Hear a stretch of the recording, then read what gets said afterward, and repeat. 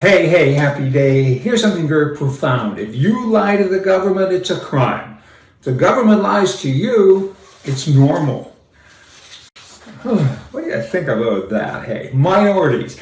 Left-wing wackos are always talking about inclusion and minorities. Let's have inclusion and I'll go out and hug somebody and so on. And I gotta tell you, I'm puzzled.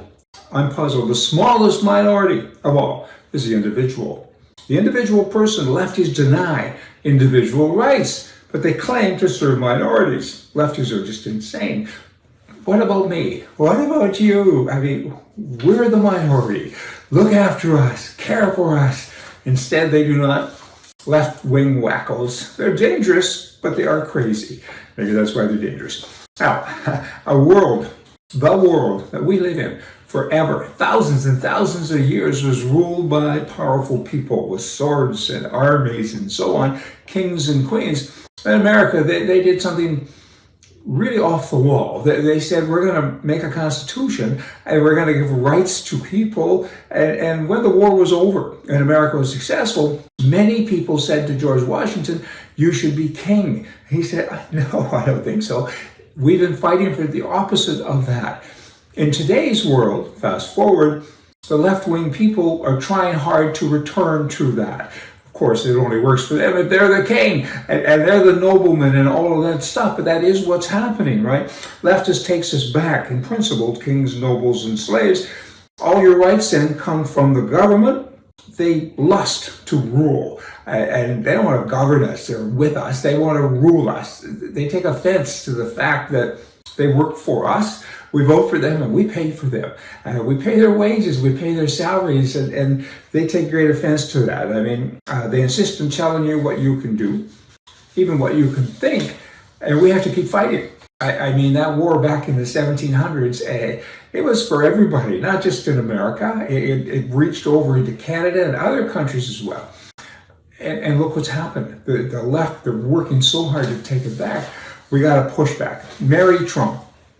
She's a package, this one. I mean, talk about mental cases. She's educated, psychologist or something, but sometimes those people are so smart they actually are crazy. And I think she lives with another woman, and I think she's a lesbian, and all this stuff. And does that have an impact? I don't know that. All I know is she's crazy, and she's going after her family all of the time. And now she's saying, hey, court, Donald Trump, there's 1.3 million documents in this one case. And thousands of hours of surveillance tapes of him at his house where he lives. I mean, talk about an intrusion of privacy. And she's behind all of this. And she's a niece, for heaven's sake. She's after her cousin. She's after everybody, trying to get press. She should maybe change her last name.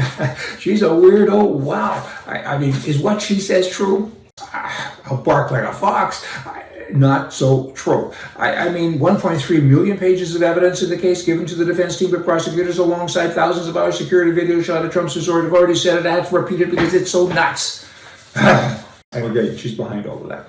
Now, in Toronto, Canada, and many other cities around the world, there are protests. But in Toronto, tens of thousands of people came out to protest what's going on with Hamas and Israel. And they're saying, God bless Hamas. Israel, not so much. They're mad at Israel. They think they're terrible. There's genocide and on they go. What happened? How could this be? Hamas went and they murdered 1,400 people at least. They got heads off of babies and they raped women. They went into a concert and they killed hundreds and hundreds of people. And you have these people marching saying, down with Israel. And how dare they go in there and kill Hamas? How dare they go in and kill terrorists?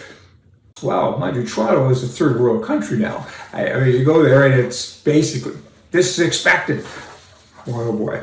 Now, last thing of the day, realtors, the National Association of Realtors in the US of A, powerful organization. And it's kind of taken root in other countries as well with regards to their power. And they have power. Because really, I mean, you have to take a course. I think it's 6 or 8 months to become a realtor. It costs you several $1,000s.